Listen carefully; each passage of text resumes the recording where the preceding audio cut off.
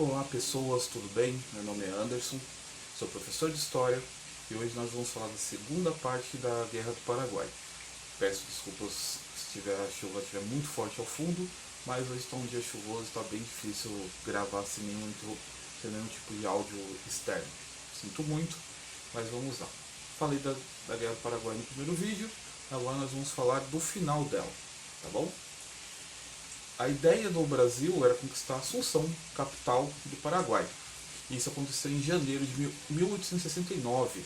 Caxias, que era o comandante do exército brasileiro, invadiu Assunção e tomou, a capital paraguaia. Nessa tomada, ele passou a liderança para o genro do Dom Pedro II, o genro dele, o rapaz que era casado com a filha dele, que era o príncipe Luiz Gastão. E ele agora seria o novo líder ali do exército brasileiro dentro de Assunção. O novo comandante tinha ordens expressas do imperador para capturar Solano Lopes. Lembra Solano Lopes, líder do Paraguai, ditador? Então, vivo ou morto. Assim, diante da não rendição de Solano, Solano não desistiu, nem o exército paraguaio, o Luiz Gastão perseguiu Solano e seus soldados, pelo território.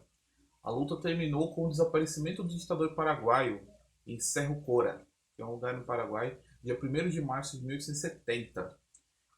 Esse desaparecimento também se deu porque ele foi morto ao recusar se render. Então, o desaparecimento é uma forma legal no meio de uma guerra e falar que ele foi morto. Então, era o fim da guerra entre o Brasil e Paraguai. O genro de Dom Pedro persegue Solano Lopes, ele não se rende e ele é morto. O exército paraguai se entrega. É muito comum, quando você estudar sobre guerras, pensar, por que o exército desistiu? Porque mataram o líder dele e ele desistiu. Por causa que soldados são pagos, soldados são funcionários. Soldados é a mão de obra da guerra. Se o seu chefe é morto, você não vai mais receber. Para que você vai continuar guerreando? Os soldados, mesmo os soldados que estão ali pelo patriotismo, eles têm um serviço, é um trabalho. Tá? Isso acontece até hoje. No Brasil, por exemplo, nós somos os homens, são obrigados a alistar com 18 anos para poder servir numa guerra. Se o Brasil entrar em guerra hoje, os primeiros que são chamados para a batalha não são os soldados treinados, são os reservistas, são essas pessoas que se alistaram com 18 anos, que nem foram para o quartel, foram dispensados, todos os meninos vão passar por isso, e eles vão ser chamados para a guerra. Eu não sei mais se eu posso ser chamado porque eu já tenho mais, 40 anos. Mas eu sei, por exemplo, que pessoas um pouco 25, 26, se tiver uma guerra, vai ser chamado, porque todo homem brasileiro é um reservista. Isso é como funciona essa ideia da guerra. Nos Estados Unidos, o exército não é obrigatório, só se alista quem quer. Mas é um exército bem grande porque eles têm uma ideia patriótica, eles fazem toda uma campanha em cima, tanto que é uma campanha tão forte que a própria ideia do Capitão América surge no começo da Segunda Guerra Mundial e a revistinha é distribuída para incentivar soldados. Então tudo isso faz o exército ficar grande, mas é um emprego, você tem salário. No Brasil, por exemplo, o exército ganha muito bem, só que aí você teria que entrar numa escola militar e passar todo esse processo. O convocado vai ganhar o salário só durante a guerra. Tá? Todo menino no Brasil vai ter que se alistar e se tiver uma guerra vai ser convocado. E se eu não for, se tiver uma guerra, o Brasil for convocado e eu não quiser ir? Você é preso como desertor. Você fica preso entre os militares. As consequências da Guerra do Paraguai, toda guerra tem uma consequência para todo mundo. A guerra deixou grandes prejuízos para o Brasil como para o Paraguai. Para a Argentina também, mas a gente vai se focar aqui mais no Brasil, que é o nosso país. Mas, por exemplo, no Paraguai, aproximadamente 80% da população masculina foi dizimada. Então só ficou velho, criança e pessoas mutiladas de guerra.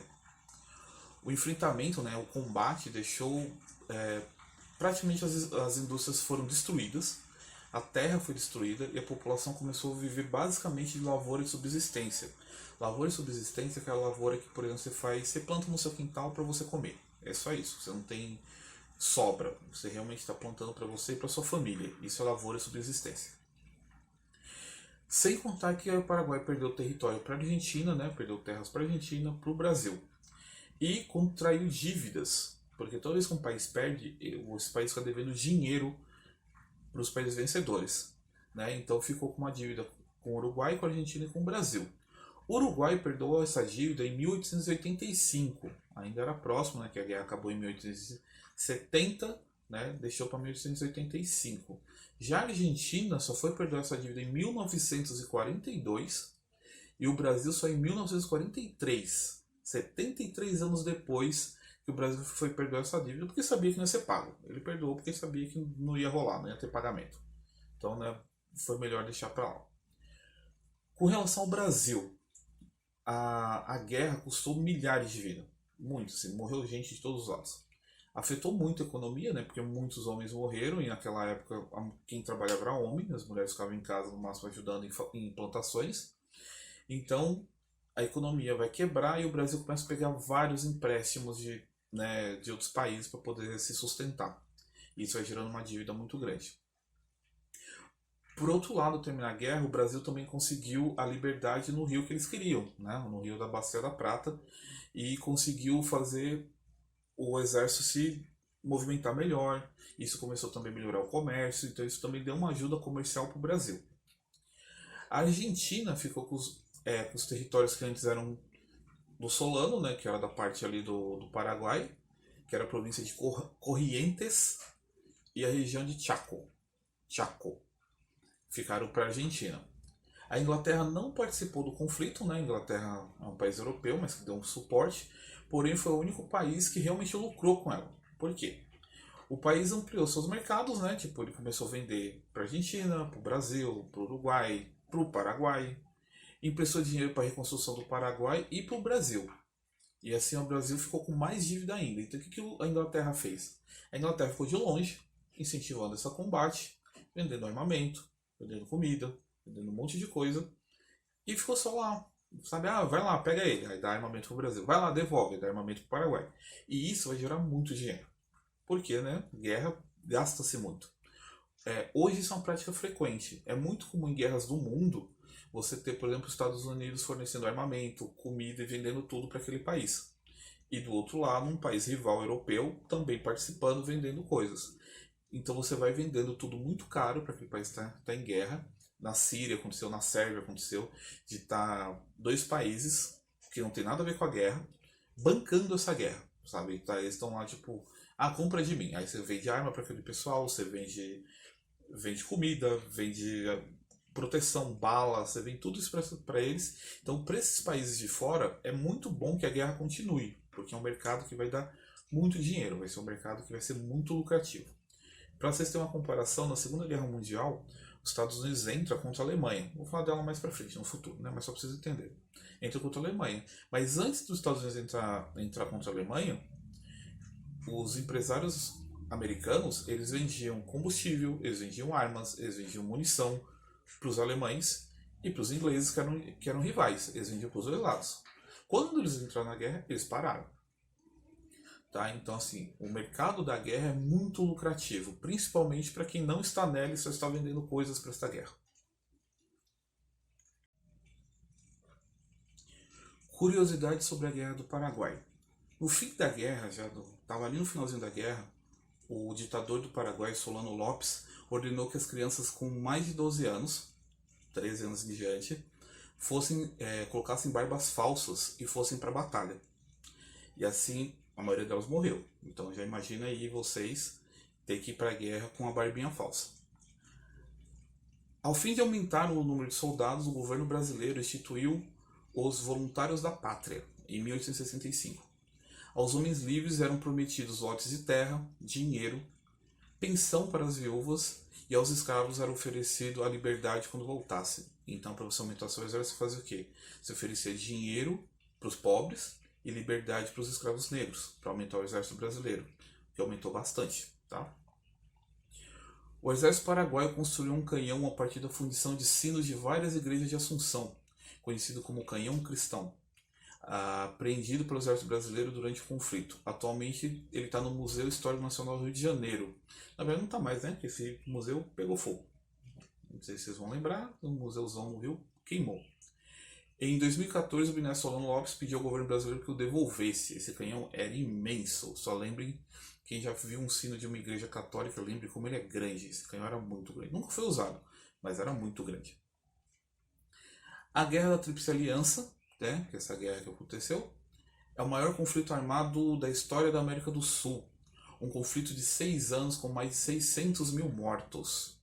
Pra vocês terem noção, um estádio que nem o Itaquerão, que nem o Morumbi, comportam no máximo ali seus 60 mil. Morreram 600 mil. Então assim, morreu muita gente, muita gente. Entre civis, pessoas comuns, e militares, que são os soldados. Com consequências drásticas para todos os países envolvidos. Ninguém esperava que essa guerra fosse ficar tão grande, tão grande. Tipo, 600 mil mortos era muita gente, principalmente naquela época. Mas hoje é muita gente. Lembrem-se, é tipo 10 vezes mais que um grande estádio comporta. Então assim, é muita gente morrendo. Para o Paraguai a guerra foi totalmente um prejuízo. Foi muito ruim. Além de destruir toda a infraestrutura, quer dizer, indústrias, fazendas e tudo que o país tinha de produção, ele também morreu 3/4 da população nacional. Então, assim, apenas 200 mil paraguaios ainda estavam vivos. Então, quer dizer, morreu mais gente do que tinha de paraguaio. Só 200 mil pessoas estavam vivas. Para vocês terem noção, a Zona Leste, lugares como Itaim Paulista, por exemplo, tem cerca de 500 mil pessoas. O Paraguai ficou com 200 mil pessoas. Morreu muita gente. E desses que estavam vivos, 90% eram mulheres. Entre os homens que estavam vivos, 75% eram crianças e idosos. Então, para aquela época que eram os homens que mais trabalhavam, o país realmente teve um prejuízo muito grande, imenso. Apesar do conflito ter sido muito sangrento, uma das principais causas da baixa no exército não eram armas de fogo, eram as doenças, né? Porque a medicina não era tão avançada. Então, vários soldados morreram com doenças tipo diarreia. Várias pessoas morreram, sabe, com doenças no campo de batalha. Muita gente morreu. É muito comum nessas guerras mais antigas, né? Com o fim da guerra, o Paraguai foi depredado, sabe? Foi desmontado pelos vencedores. Boa parte de suas terras foram perdidas. Então, assim,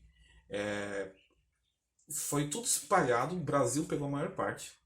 O motivo que a Argentina ficou até hoje, meio pistola com o Brasil. Que a gente foi ligeiro e opa, pegamos mais parte deles. Para a Argentina ficou com uma parte menorzinha. Então é daí que vem uma rivalidade antiga, tá? Brasil e Argentina. O Uruguai nem chegou a ter muito lucro, porque o Uruguai ele era meio que um aliado do Brasil por obrigação, porque o Brasil ajudou o Uruguai a surgir. Então o Uruguai era quase tipo um empregado do Brasil. Então o Uruguai não rendeu muito com isso. O Uruguai só teve mais prejuízo mesmo. Tá bom?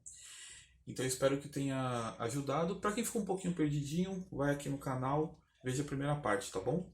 Essa aqui é a segunda parte, só para dar aquela conclusão no assunto. Lembre-se que guerras acontecem até hoje e elas são sempre muito ruins, principalmente para a população, porque ela não traz lucro para a população, só para os políticos envolvidos. Tá bom? Então espero que tenham gostado e até a próxima.